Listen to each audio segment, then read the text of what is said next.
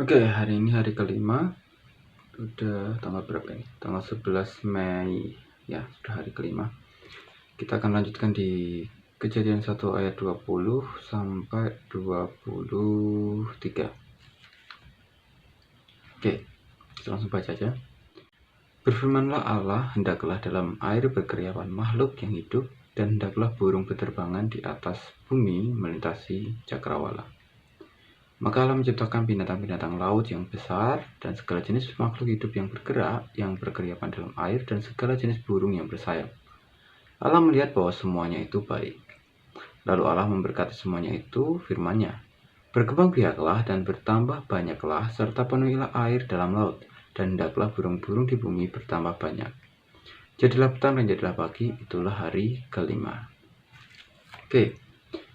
Hari ini, jadi hari kelima ini uniknya Tuhan hanya menciptakan ini ya, makhluk-makhluk laut dan burung-burung gitu ya.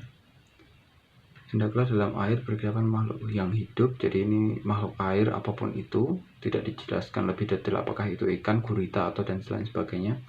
Tapi yang jelas artinya di waktu inilah Tuhan menciptakan segala jenis makhluk laut, makhluk yang hidup di air, apapun itu. Lalu hendaklah burung berterbangan di atas bumi melintasi cakrawala. Oke, jadi yang diciptakan di hari kelima ini spesifiknya adalah makhluk laut dan makhluk udara, atau lebih tepatnya lebih spesifiknya adalah burung. Kayak gitu ya. Nah, kalau kita lihat sekilas mungkin nggak ada yang nggak ada banyak poin yang bisa dibahas ya di sini ya, karena intinya adalah Tuhan menciptakan makhluk laut dan burung.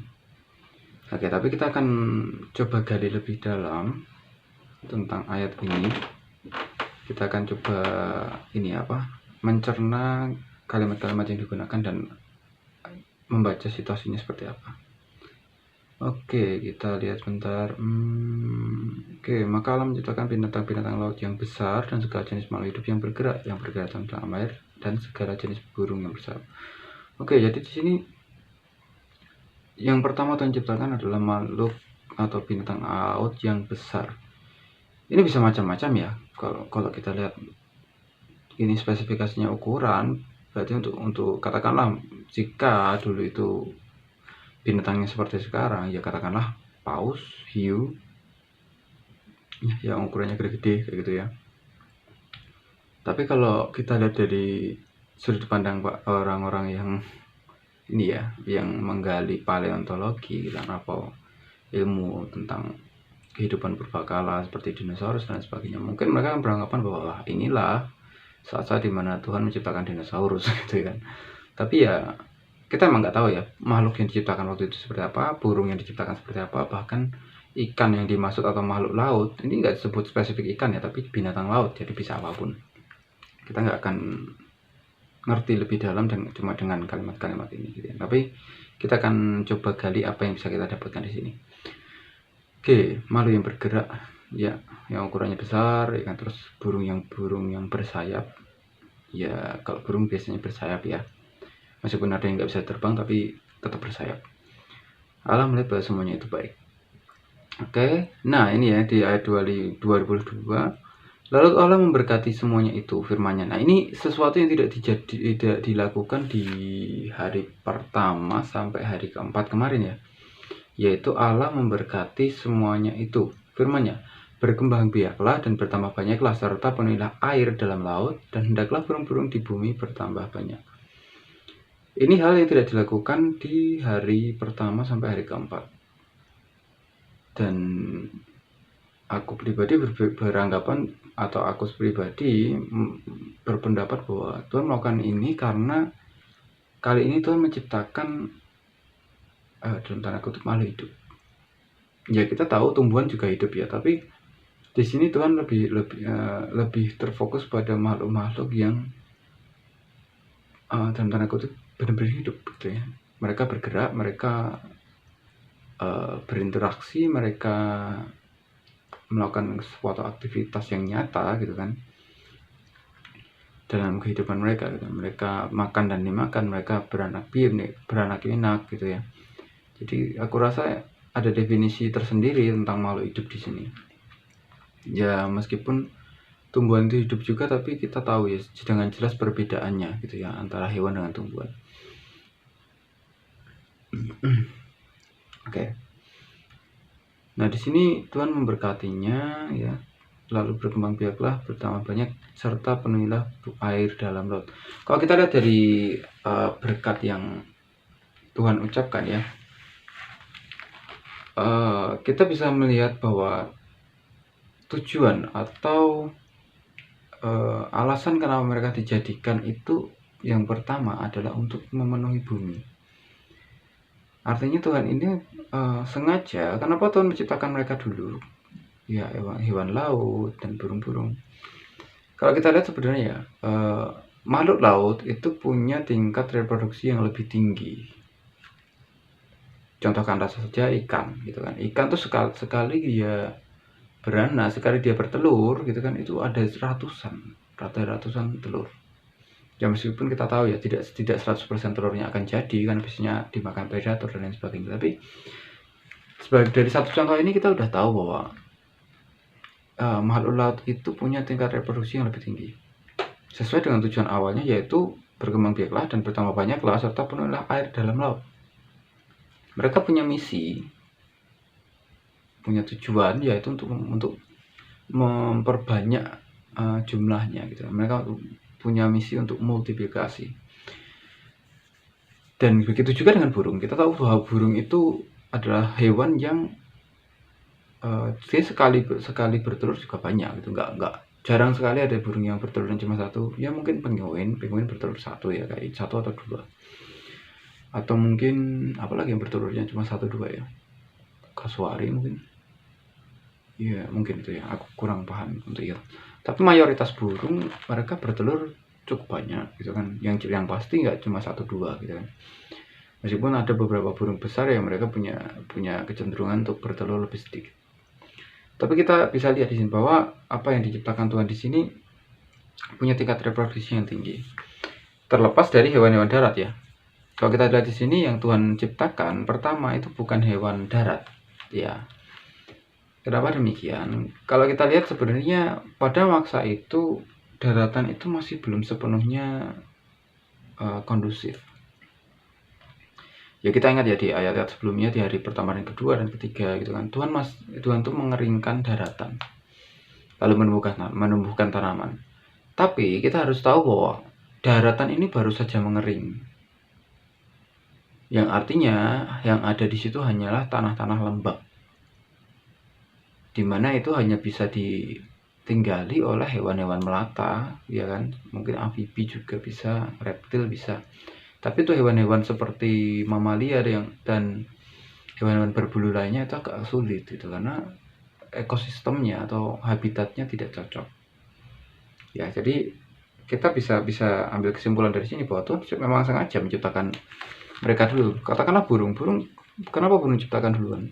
Karena burung tidak akan masalah dengan tanah lembab. Mereka bisa bertengger di atas pohon gitu kan. Apalagi di sini spesifiknya adalah burung yang bisa terbang, ya kan?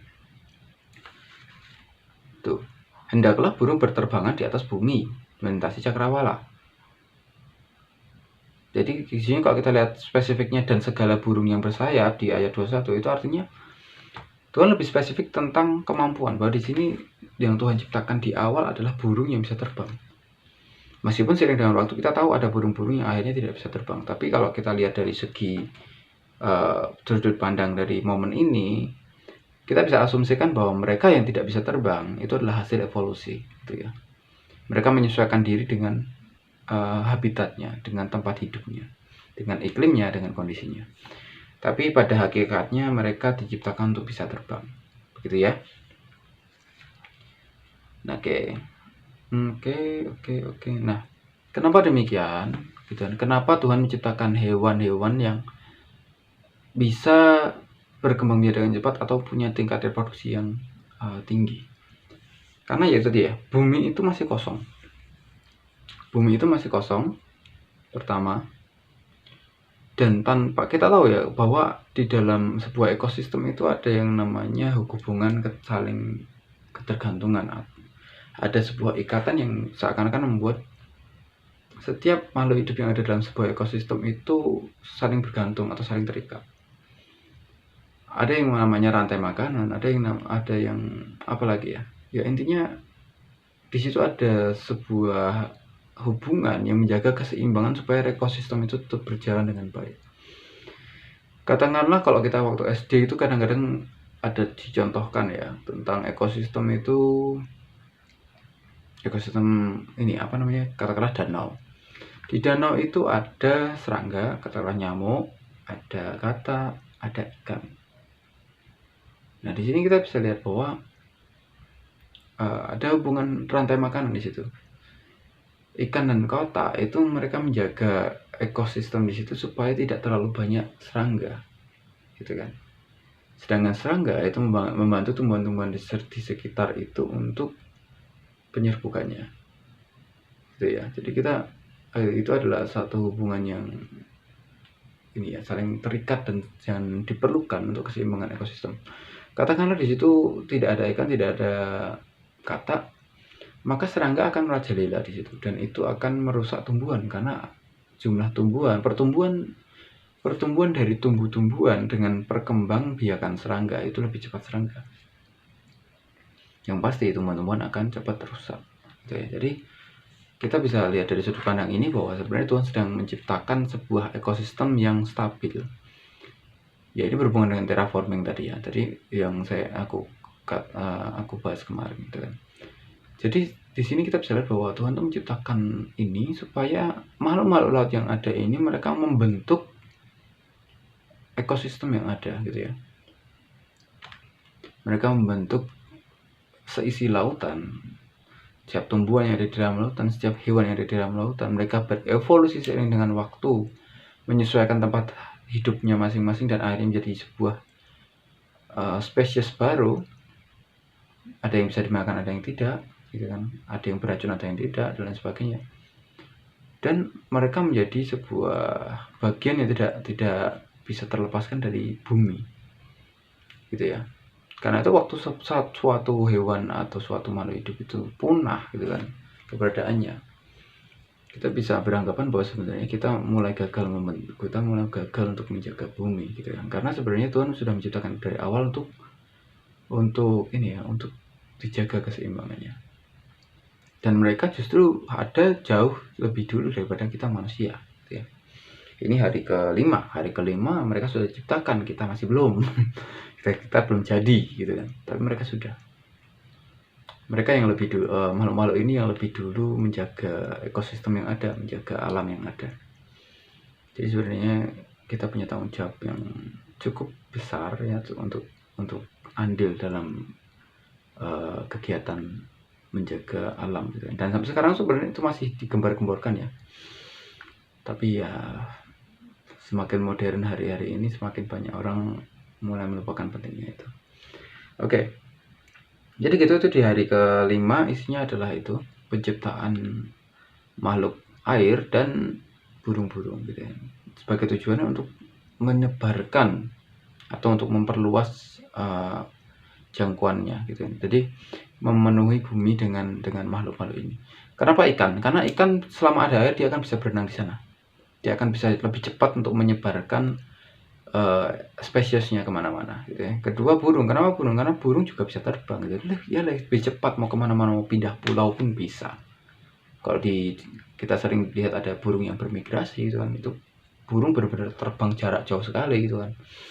Kita nggak bisa bayangkan kalau itu hewan darat berapa lama yang mereka harus tempuh untuk mencapai perjalanan mereka itu gitu ya. Jadi kedua makhluk ini bukan kedua makhluk ya, ini kedua jenis sub makhluk atau makhluk ya, kita katakan kingdom lah.